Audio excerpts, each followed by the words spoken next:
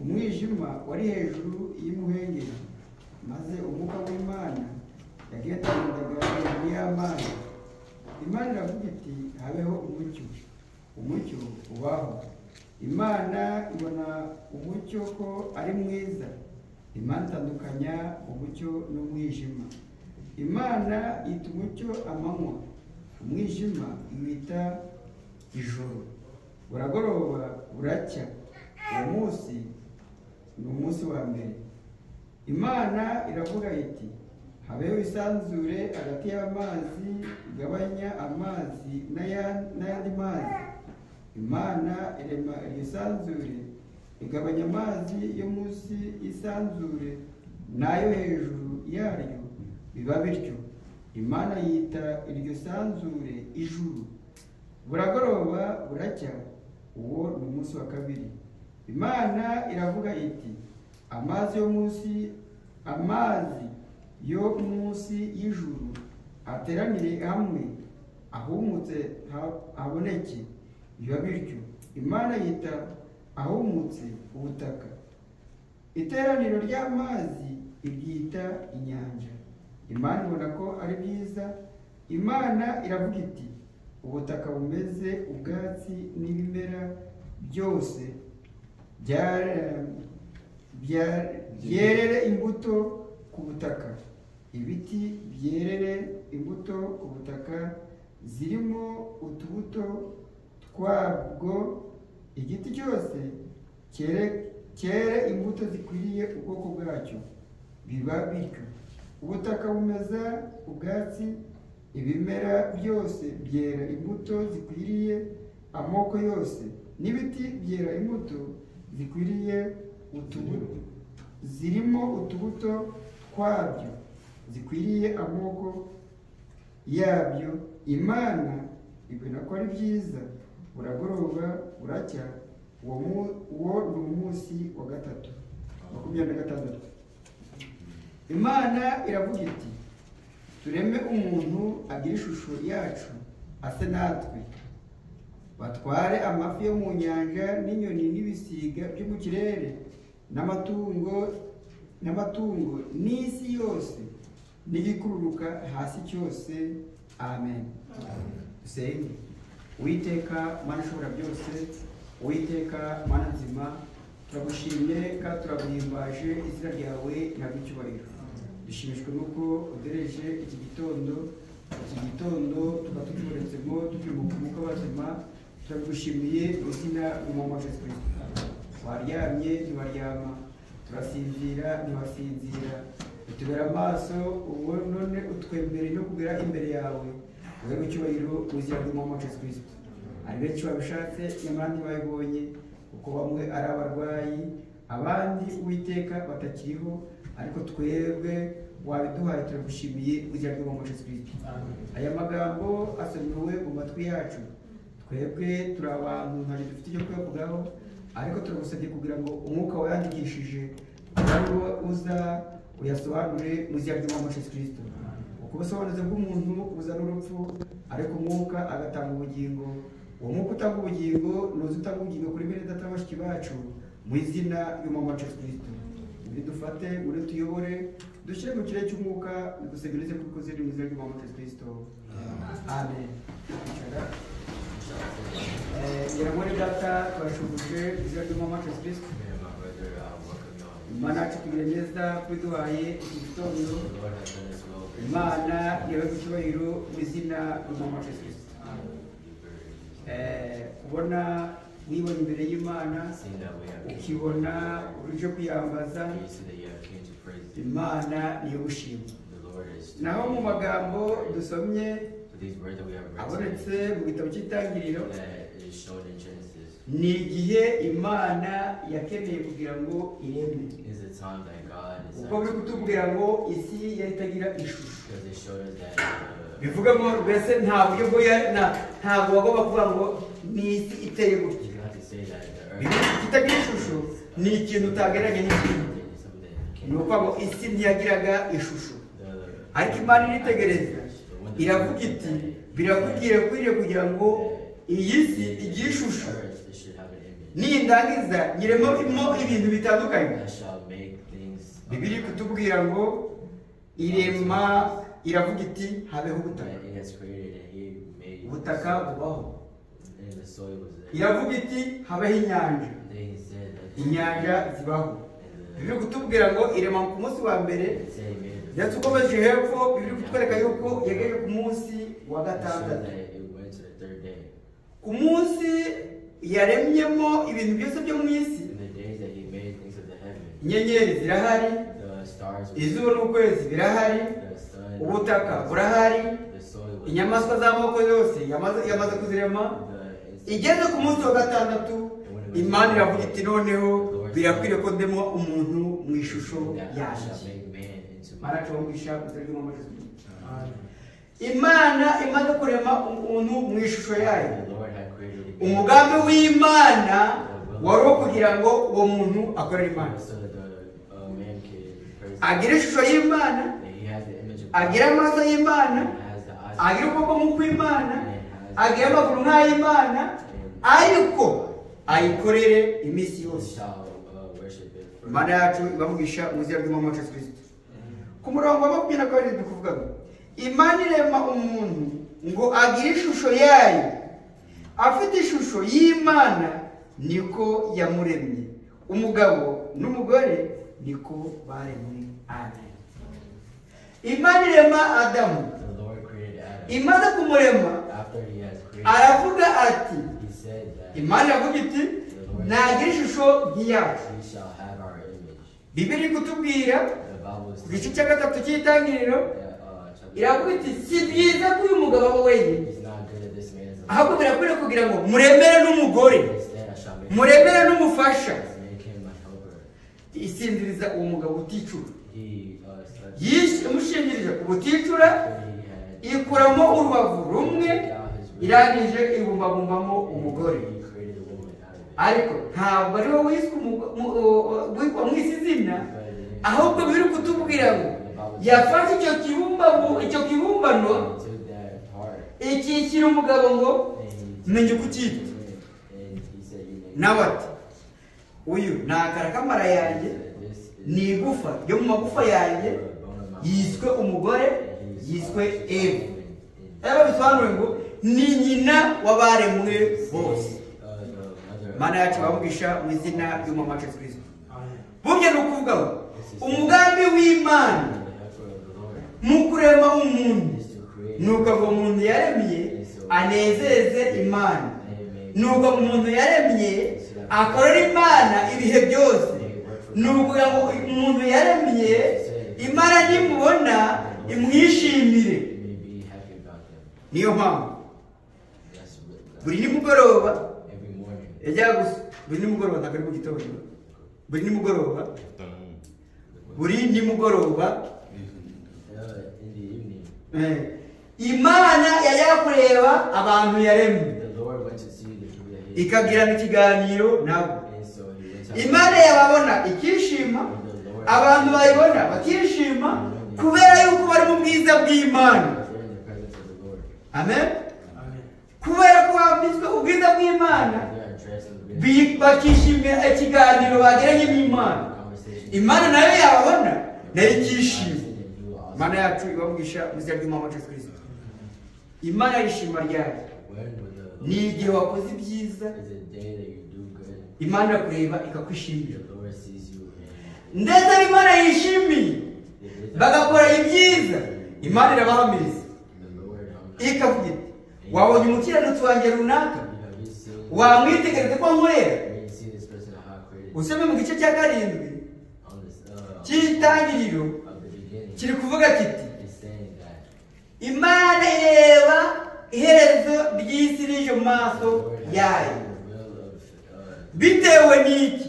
Bitewe n'ibyaha abantu bakoze, what those people have bitewe n'uko abantu bakabaye gukabya mu byaha. things the same Imana avuga ati aba bantu birakubwira kugira ngo mbarimbure, ariko nubwo ngiye kubarimbura ndacyafite umukiranutsi wanjye witwa Nowa, also have my person kandi umukiranutsi wanjye ntamurimburana n'abatizera. it wouldn't be with people who don't believe. Uyu mukiranutsi wanjye birakwiriye kugira ngo mushakire uburyo bwo yahunga kurimbura. Shall go in away from Katwasome munsi umurongo umwe gusa ntabwo cyangwa ibiri.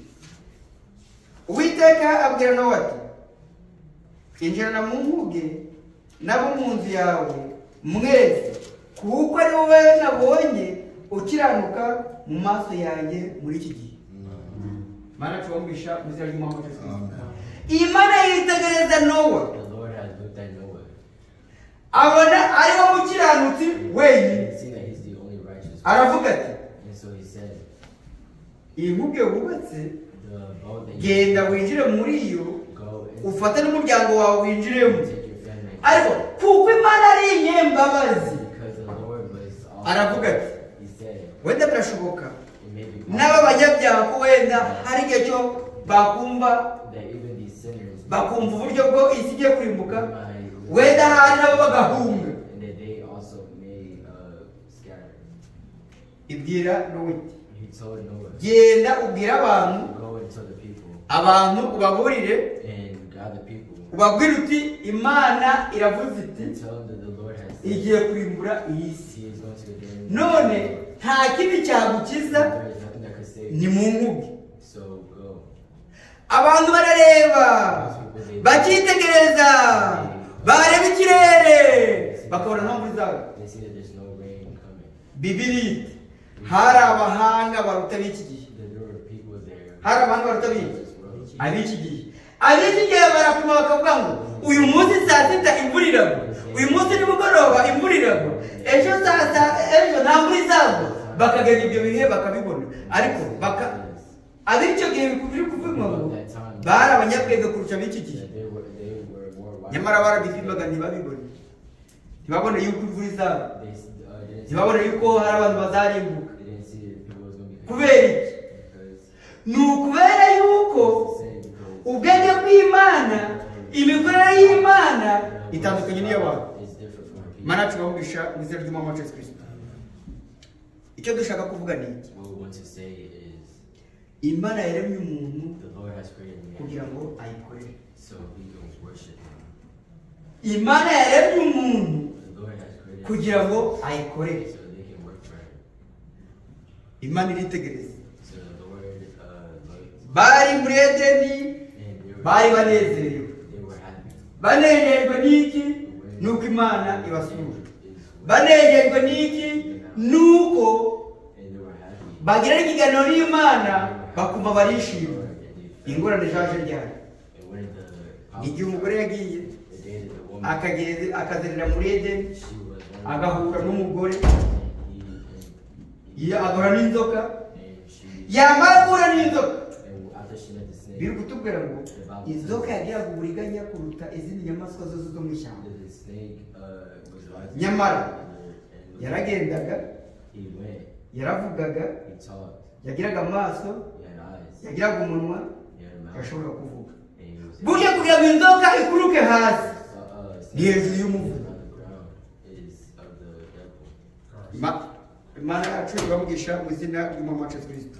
Burya ni ukuvuga ngo umuntu yaremye mu ishusho yayo kugira ngo akorere Imana, ariko umuntu we yanga gukorera Imana. He doesn't like Ndo kibwira uwo mugore, people worship the wa mugore we, He's so ariko Imana yarababwiye ngo burya iyo nzoka yari izi amagambo Imana yabwiye Adamu na The Eva. snake knew the word that Hari Imana yarababwiye ngo iki giti ntimuzakiryeho, mu gihe mwakiriyeho muzapfa. the day that you nawe aravuga ati yeee, yaratubwiye ngo igihe cyo mwakiriyeho muno gupfa muzapfa. you would die. Inzoka yavuze ngo The snake told oya, no. ahubwo kwari kugira ngo mutamenya ikibi n'ikiza. You would know the good between Biri kutubwira ngo abonye ko igiti kimeze kitoshye, abonye ko byo gifite imbuto nziza, Bibiliya iti arasoroma aryaho. And she took it and Ariyeho, after she ate Bibiliya kutubwira ngo asanga yambaye ubusa. that Abanyedini bazakubwira ngo, and people would tell you abanyedini bazakubwira ngo iyo mbuto bariye twebwe ntabwo tuyizi. and they don't know. Ariko nta mbuto warya There's no food that you ngo can usange wambaye ubusa, ahubwo iyo mbuto bariye yari ubusambanyi. Iyo mbuto bariye yari ubusambanyi. Niyo mpamvu muri ubwo busambanyi hatutsemo Kayini, tukujyana havuyemo Kayini. Niyo mpamvu biri kutubwira ngo Kayini yari umwana wa Satani. Amen. Turagira ngo bamwe banasobanukirwe banabimenye. Kayini yari umwana wa Satani, ariko Abeli niwe wari umwana wa Adamu. Anacu bamugisha mu izina ry'umwami wacu Yesu Kristo. Imikorere y'Imana mu bantu bayo ni ukugira ngo abantu bakorera Imana, Imana ibishimire. Ibyo dushaka kuvuga ngo Imana yatumenye kera. Imana tumenye ryari? Ntabwo ari uyu munsi. Ntabwo wizeye uyu munsi ngo uvuge ngo muri Imana imenye, no. Ahubwo Imana yarakuretse, ariko izi gihe kizafata uzemerera ubutumwa bwiza. Imana yacu bamugisha mu izina ry'umwami wacu Yesu Kristo. Muri gatanu sibona turebe igitabo cya Zaburi 33, Zaburi 33 umurongo wa 18 n'uwa 19 wonyine. Zaburi igice cya 33 18. Dore ijisho ry'Uwiteka riri ku bamwubaha, riri ku bategereza imbabazi ze, ngo akize ubugingo bwabo urupfu, abarinde mu nzara badapfa. Amen. Amen. Imana ikuvugisha mu izina ry'umwami wacu Kristo. Amen. Dore ijisho ry'Uwiteka riri ku bantu be. Amen.